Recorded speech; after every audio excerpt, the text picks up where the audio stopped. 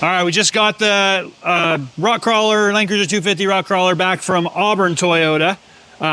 So we had a few breakages on Fordyce. We're fixing those now. One of them was the 74 weld axle shaft actually broke on winch hill 5, kind of at the last little bit.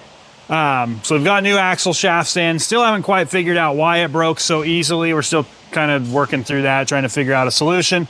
But when that broke, the dealer and a few others that I know at Toyota said that likely the shock load of that broken axle broke the locker mechanism. So we actually just had the dealer put a new third member in. Ring and pinion didn't break. It was just the locking mechanism in the locker, which was odd.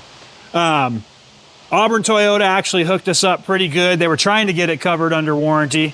Toyota agreed to cover under warranty. They were going to replace it. I just had to pay labor. However, unfortunately, we got a little screwed by the OEM gasket. The Toyota rep would not approve the repair without the gasket, and so we used RTV silicone. And the gasket was on back order with no real ETA, so we couldn't really have the vehicle down. Again, Auburn really hooked us up. They felt bad about the situation, and they did all the labor for free. We did have to pay for the diff, however, on this one. But right now we're addressing another issue we ran into. I've already straightened them, but these upper control arm link mounts completely buckled.